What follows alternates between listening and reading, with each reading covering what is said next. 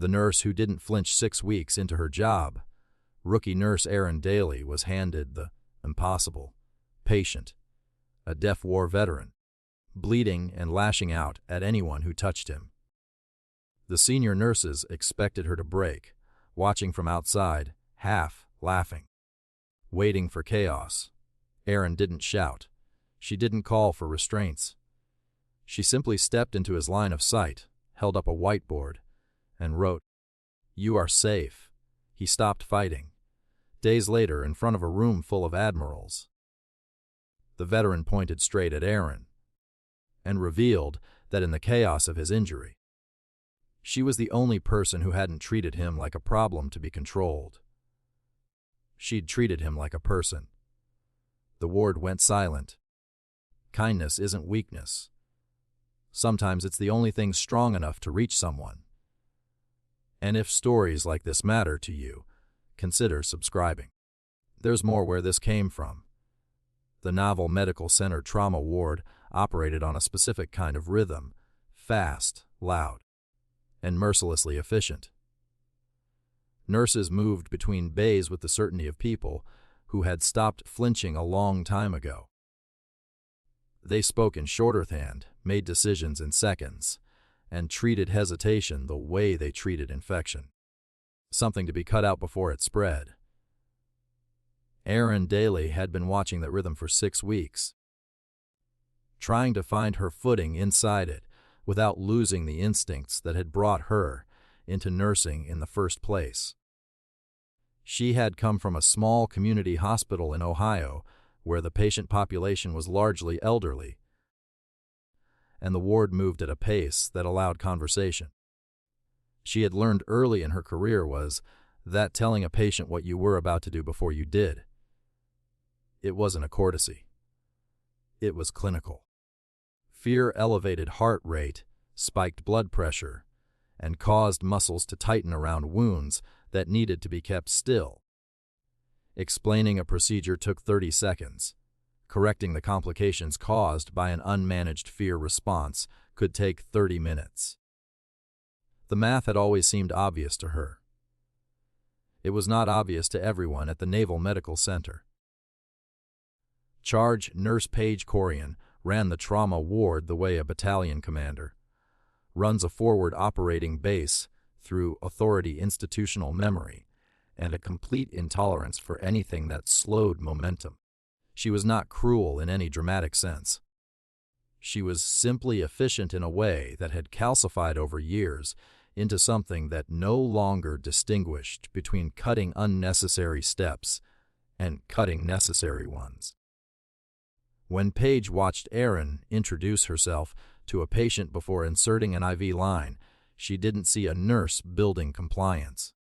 She saw a nurse wasting time, and she said so loudly in front of 3 other staff members, "This isn't a bedside manner rotation." Paige told her, not breaking stride as she passed, "These patients don't need someone to hold their hand. They need someone who can work." Aaron didn't argue. She finished explaining the procedure to the patient, inserted the line cleanly on the first attempt, and moved on. But the comment settled into the ward's shared atmosphere the way these things do. It became permission.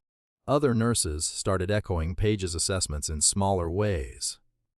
In the break room, bets were quietly placed on how many more weeks Aaron would last before requesting a transfer. She was not disliked exactly. She was just considered soft, and softness in a trauma ward was treated as a structural flaw. What none of them recognized or chose to recognize was that Aaron's approach had never been about comfort. It had always been about outcome. She had seen what happened when patients didn't understand what was being done to their bodies. She had seen the difference between a patient who was calm enough to answer questions accurately and one who was too frightened to communicate at all. She had simply never worked somewhere that considered that difference worth measuring. The morning everything changed began without any particular warning. Paige received an alert about an incoming high-priority military transfer. A senior officer with combat-acquired hearing loss, no fluency in sign language, and a documented history of severe trauma responses when physically restrained by strangers. The alert included a flag recommending that staff be briefed on communication alternatives before contact. Paige read it, set it down, and called Aaron's name across the nurse's station. She handed over the intake file without the briefing. She did not mention the hearing loss flag. She did not mention the trauma history. She mentioned only that the patient was a difficult case and that Aaron had been saying for weeks that she understood patience. Paige's exact words delivered in front of the morning shift.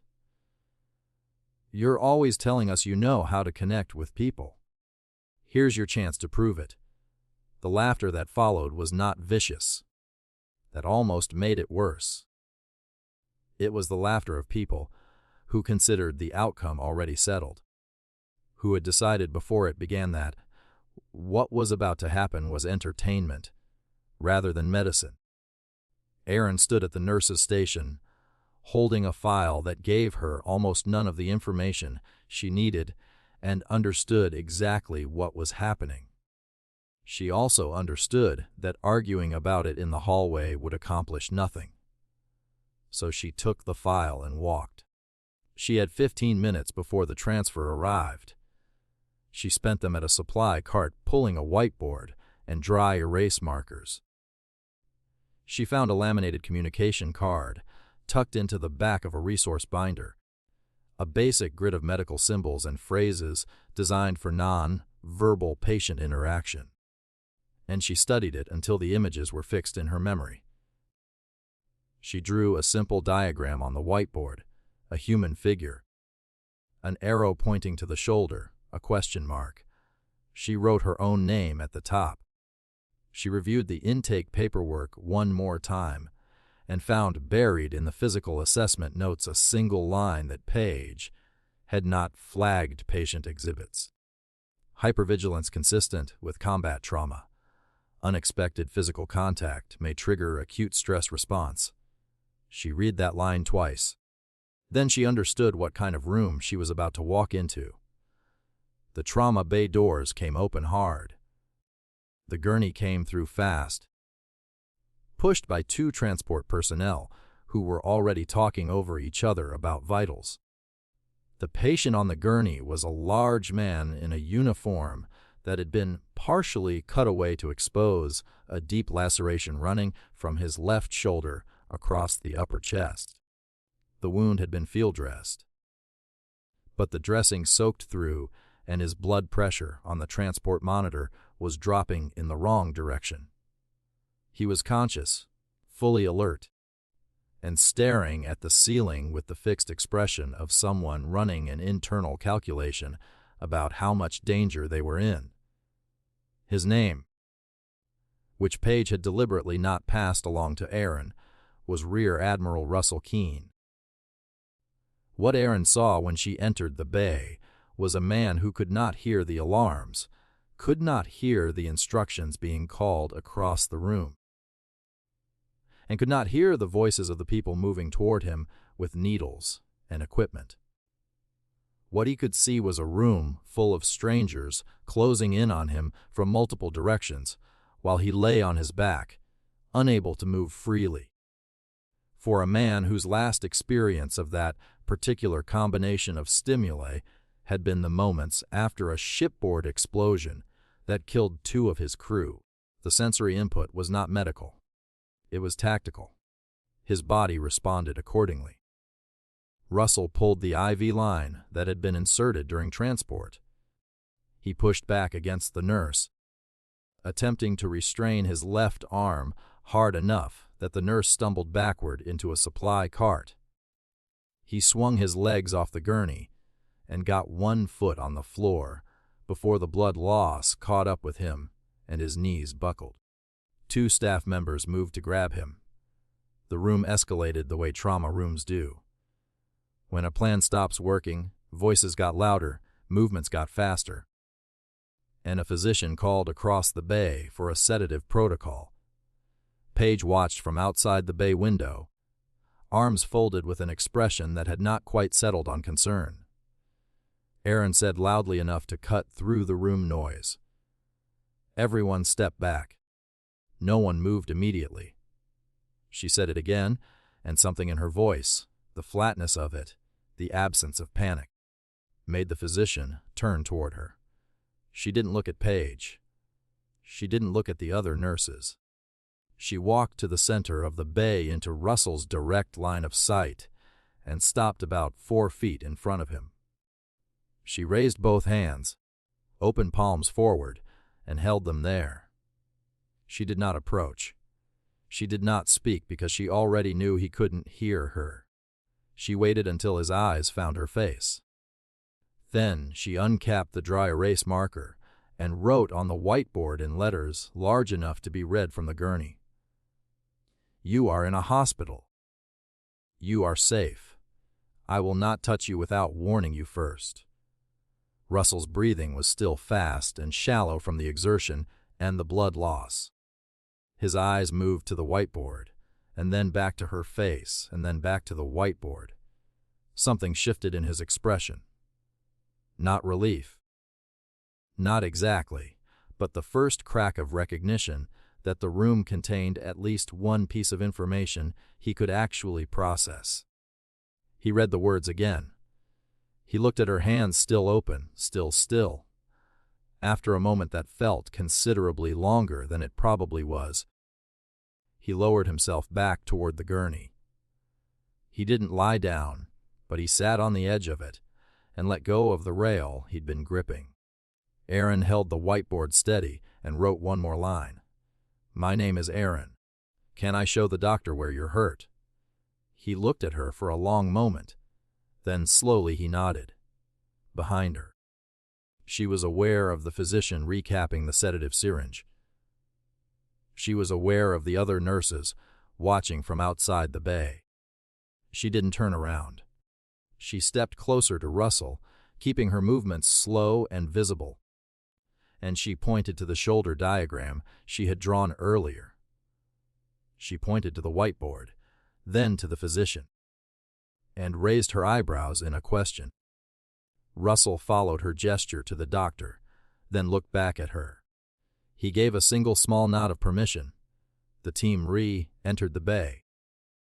They worked, and Aaron stood at Russell's left side with the whiteboard, translating each step of the assessment before anyone touched him. Checking blood pressure. "Now, on your right arm, doctor needs to look at the wound.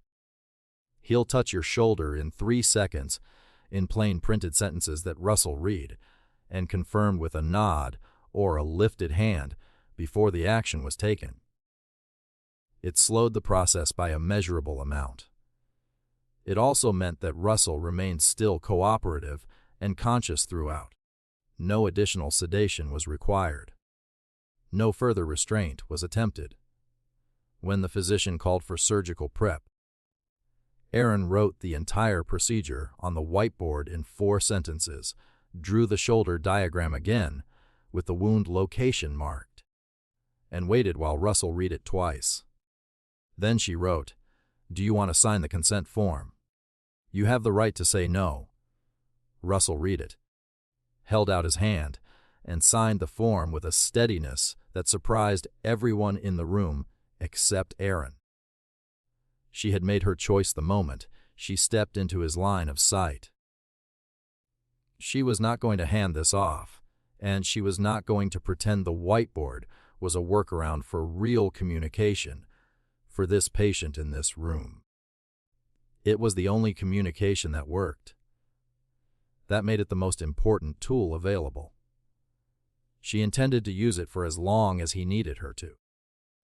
Paige had stopped smiling somewhere around the moment Russell nodded at the whiteboard.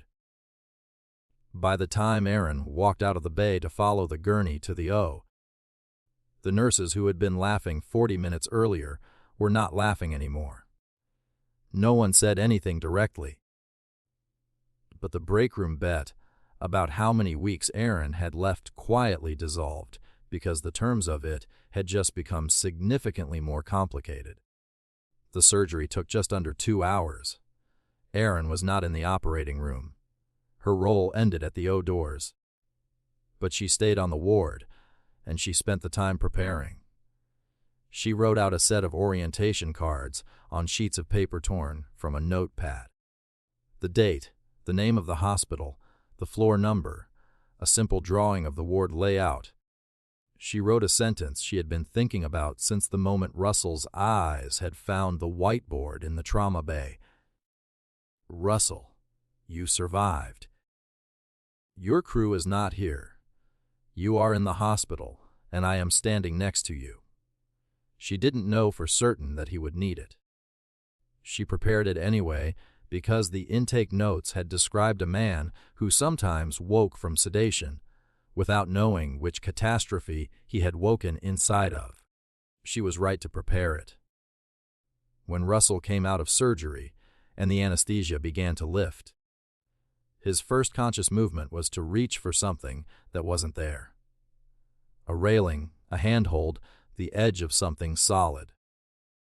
His eyes opened on a ceiling that meant nothing to him in a room whose sounds he couldn't hear, and his body made the only decision available to it, which was to treat the situation as a threat.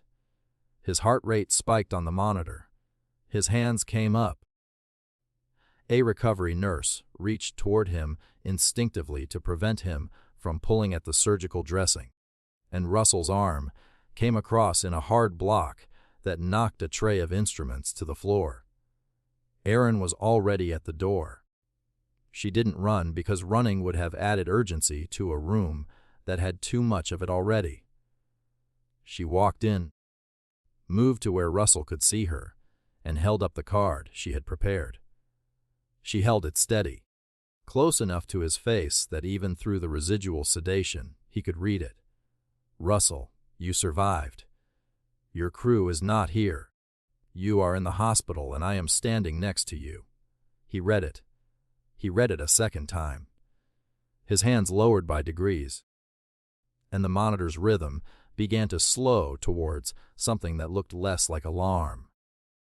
He turned his head until he found her face and something in his expression, the particular quality of it, the way recognition and exhaustion arrived at the same moment told her that the card had landed exactly where it needed to. She wrote one more line on the notepad and held it up. The surgery is finished. It went well. Russell closed his eyes, and the tension left his body the way it does when a person finally accepts that the danger has passed. From that morning forward, a pattern established itself without anyone formally deciding on it. Each time Russell woke, regardless of the hour, his first action was to look for Aaron. If she was in the room, his body would settle. If she wasn't, he would write her name on whatever surface was available. The notepad on his tray table, the back of a consent form, the corner of a paper cup until someone went and found her. The other nurses adapted to this without being asked to. Aaron began checking on him at the start and end of every shift, keeping each visit brief enough not to be intrusive and long enough to re-establish the fact that the room was still safe. It was on the second day after surgery that the convoy arrived. 3 vehicles pulled into the hospital's restricted lot shortly after noon. The nurses at the station saw the flags on the lead vehicle and straightened without quite knowing why. Vice Admiral Victor Halden came through the main entrance with 4 officers behind him, and the ward's ambient noise dropped noticeably as he moved down the hallway toward Russell's room. Paige met them at the corridor junction, her posture rearranging itself in the particular way it did when authority entered the building. Victor asked directly who had managed Russell's trauma response on the night of admission. Paige began her answer before the question had fully finished. She described a coordinated team effort, referenced the ward's protocol for high-stress intakes, and used the phrase "under my supervision" twice within 4 sentences. Victor listened with the expression of someone who was listening to more than the words. He asked a follow-up question about the whiteboard, specifically where it had come from, who had written on it, what it had said. Page's answer became less specific. Down the hallway through the window of his room, Russell was watching. He had no way to hear the conversation, but he had spent a career reading rooms, and he could see Page's posture and the direction of Victor's attention.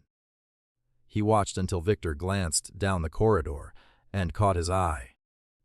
Then Russell looked past Victor to where Aaron was standing at the nurse's station at the far end of the hall, reviewing a chart, and apparently unaware that any of this was happening.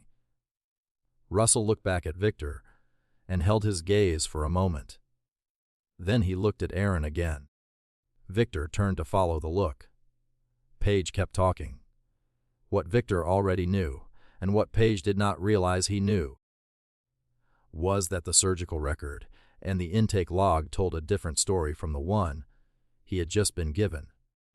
The physician had noted that the patient arrived for anesthesia induction, cooperative, and oriented, which was not the typical outcome for a deaf patient with a documented history of acute stress responses admitted while actively in crisis.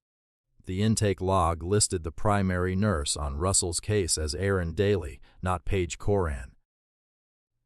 Victor had read both documents before driving to the hospital. He had come in part to understand the gap between those two facts, and he had left that visit intending to look further. Paige remained unaware of all of this. She felt the conversation had gone well. What followed over the next 48 hours was quieter and more damaging than an open confrontation. Paige submitted an internal incident report documenting Aaron's conduct during Russell's admission. The report alleged that Aaron had acted outside her sanctioned scope of practice by unilaterally directing other staff to step back from the patient, that she had created an unsafe delay in surgical preparation, and that her ongoing presence at Russell's bedside reflected a problematic personal attachment rather than clinical judgment. The report did not mention the whiteboard. It described Russell's stabilization as the result of a sedative protocol, which was not what the medical record showed, but was also not something a first-year nurse on probationary status was well positioned to dispute.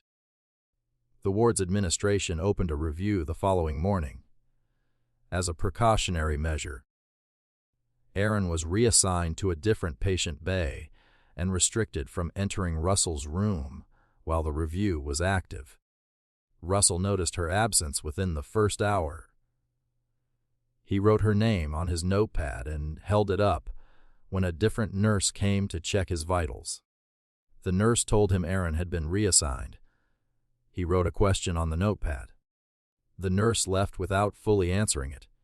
By midday, 3 different staff members had seen the same words written in Russell's increasingly deliberate handwriting.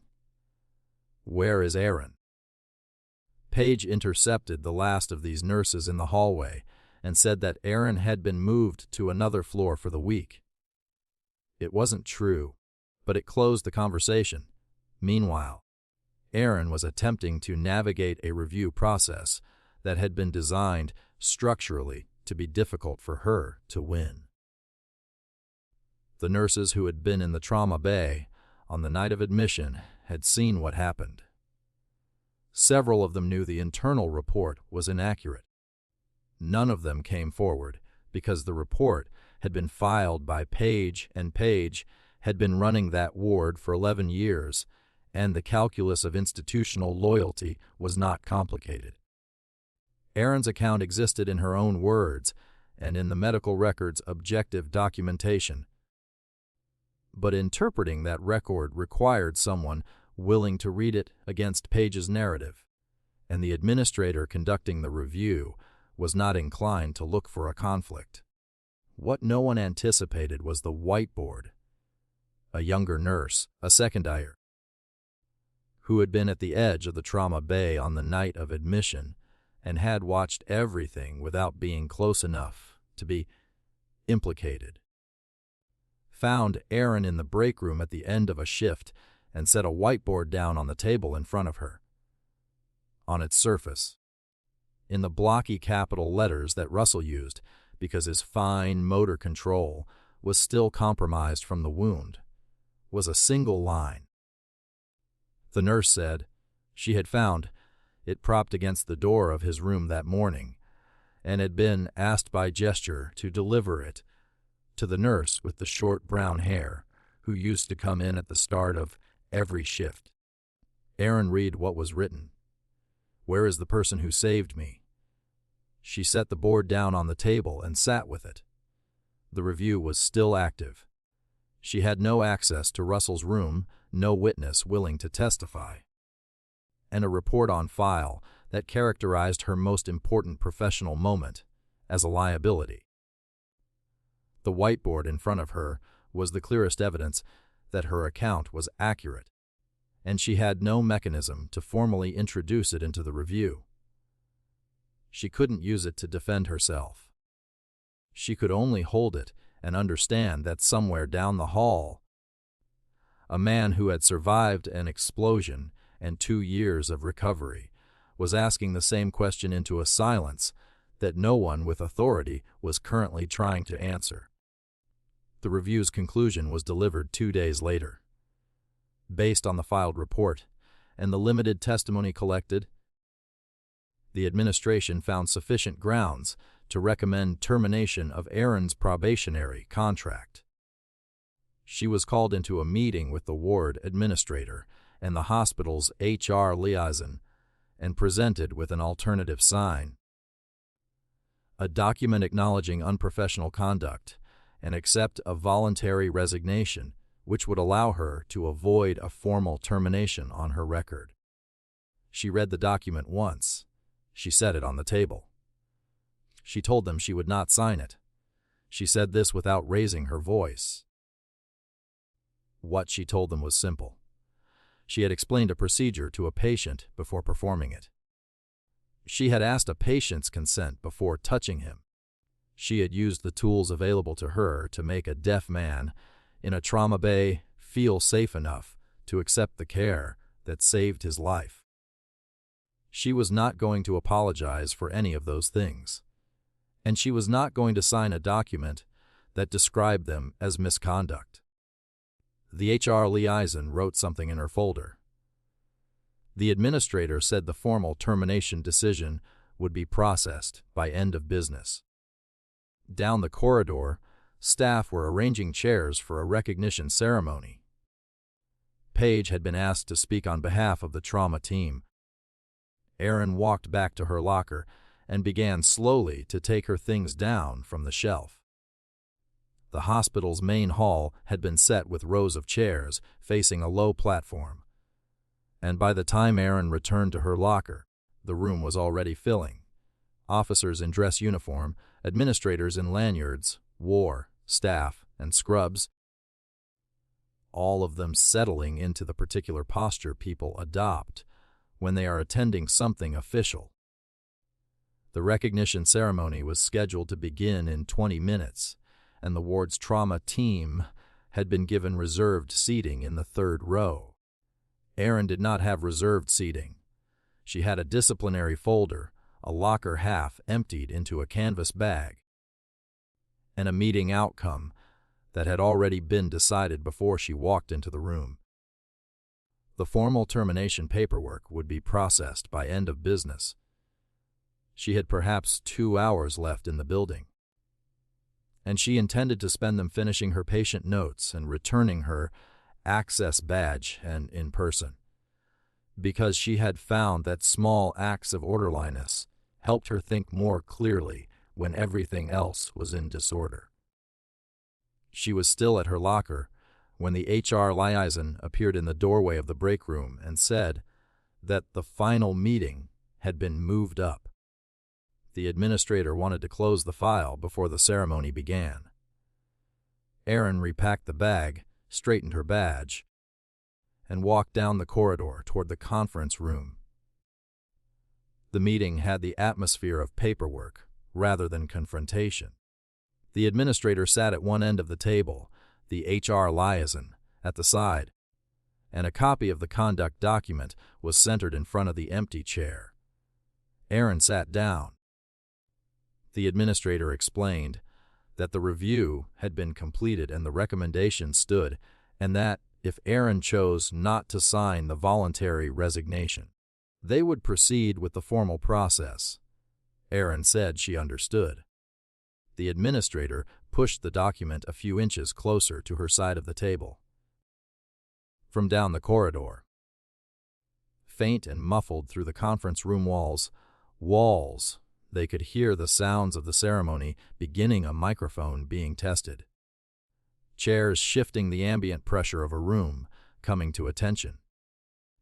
Page's prepared remarks, which the ward coordinator had forwarded as part of routine ceremony prep, described the trauma team's response to a high-priority admission and credited the outcome to Paz's decision making under pressure.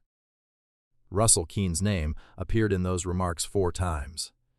Aaron Daly's name did not appear at all.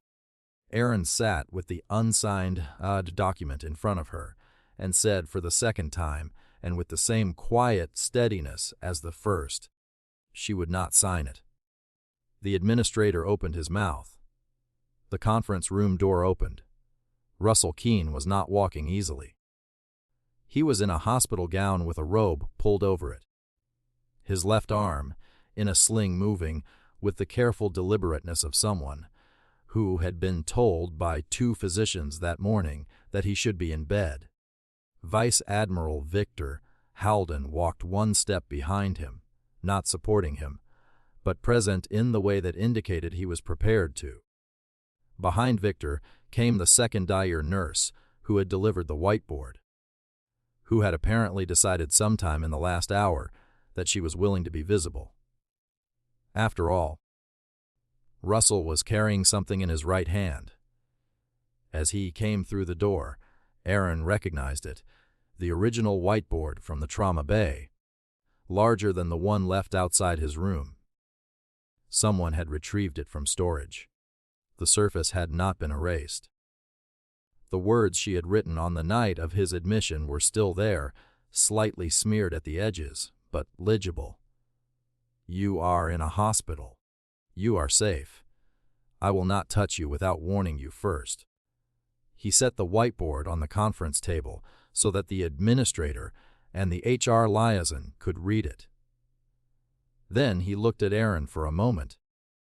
The same quality of look as the recovery room recognition, and something steadier underneath it, before turning to face the administrator directly.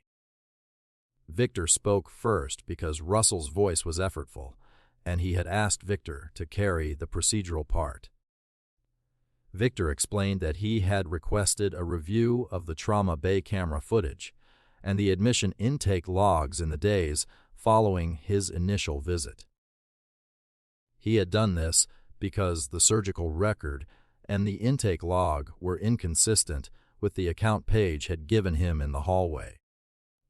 The camera footage showed the trauma bay on the night of Russell's admission, the staff stepping back, Aaron entering Russell's line of sight alone, the whiteboard being raised, and Russell's physical de-escalation occurring without chemical sedation.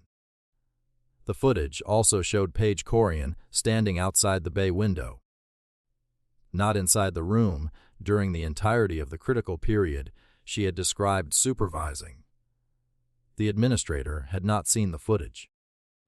It was apparent from the way he looked at the HR liaison that he had not known it existed. Victor continued. The sedative protocol that Page's incident reported with stabilizing Russell had never been administered. It had been prepared and then set aside unused because stabilization had already occurred. The medical record did not support the incident report's central claim. Victor had submitted a formal request to the hospital's military liaison office the previous evening, asking that the review be paused pending examination of the documentary record.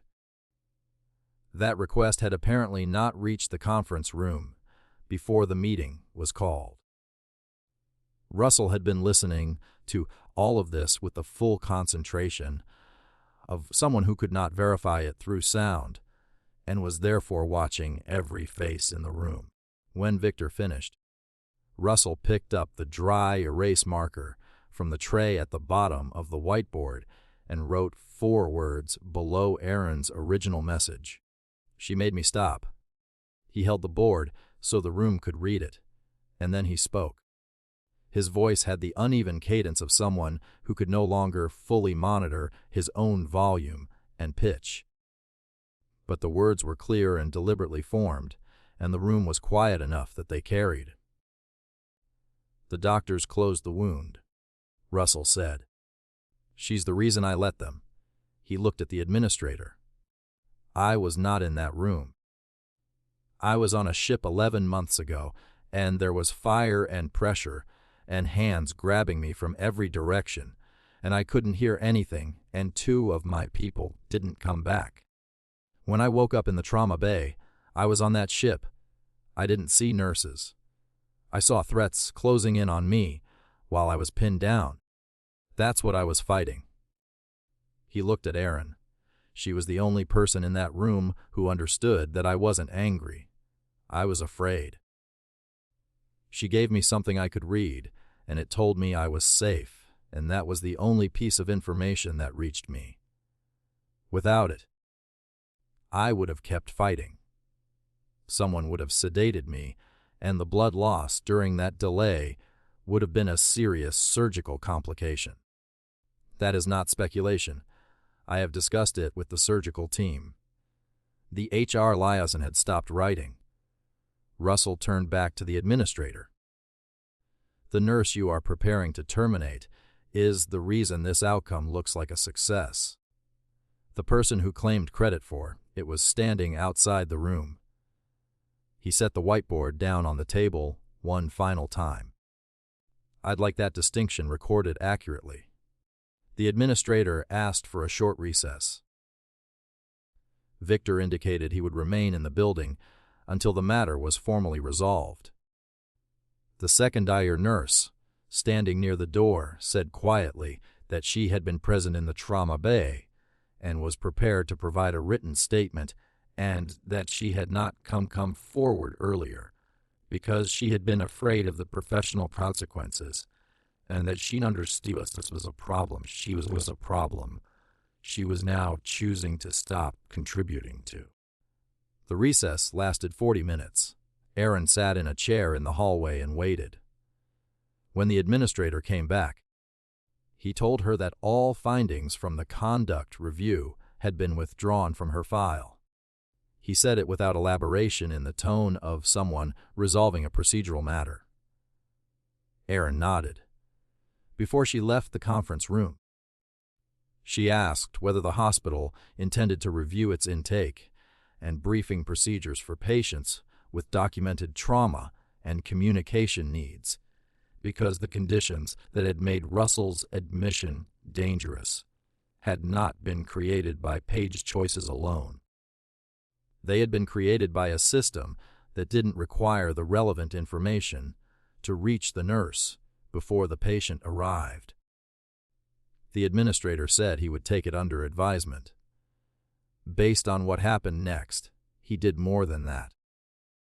Paige Corian was suspended from her charged nurse position before the end of the day. The investigation that followed examined the incident report, the falsified account of the sedative protocol, and the documented pattern of withholding patient information from junior staff. 3 other nurses filed supplementary statements over the following week.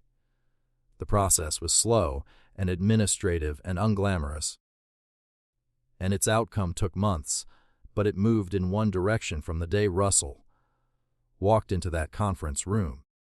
Aaron went back to work the next morning. In the months that followed, She was asked to join a working group, developing communication protocols for deaf and hard of hearing veterans admitted under acute stress conditions. She was the youngest person in the room and the only one without a title beyond staff nurse. She spent the first meetings listening, and the ones after that pushing for changes specific enough to alter what actually happened in a trauma bay, not just what was written in a binder somewhere. Russell returned to his training work. He ran certification courses for combat medical personnel, and he added one component that had not been there before, a section on recognizing when a patient's resistance is rooted in fear rather than non-compliance, and what it looks like to give a frightened person something they can actually understand instead of applying more force to the existing approach. He never described it as his own idea. He described it as something he had learned from a first-year nurse who had walked into a room that everyone else had written off and found it, as it turned out, entirely manageable. In the trauma ward, the original whiteboard was placed on a shelf in the supply room rather than returned to rotation. No one discussed it directly, but the newer nurses knew what it was, and that knowledge had a weight that altered the room in ways that were difficult to articulate and entirely real. The last admission in this story was a veteran who had lost most of his hearing to a roadside explosion and had not spoken to a medical professional without visible distress in the 3 years since.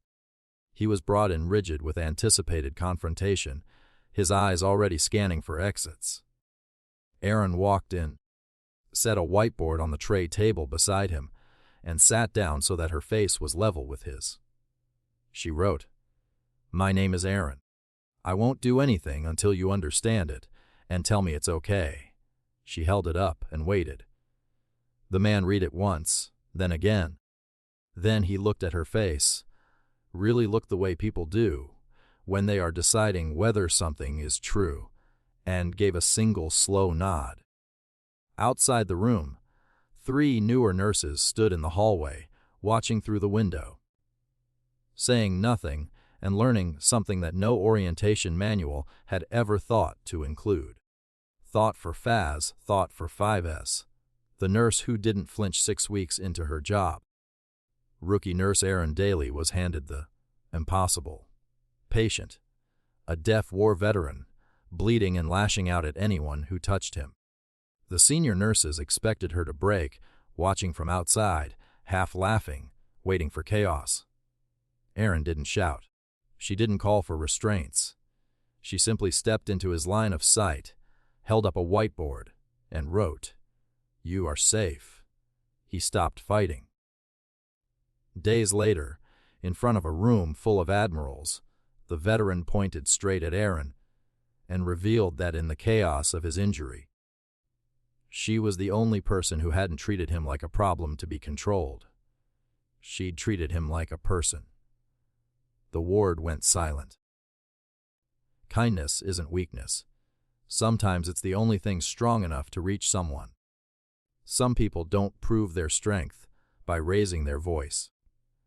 They change a room simply by staying calm when everyone else panics, and by actually seeing the person in front of them as a human being, not just a problem to manage. If stories like this move you, hit subscribe and stay close. There are more of them out there, and every single one is worth knowing.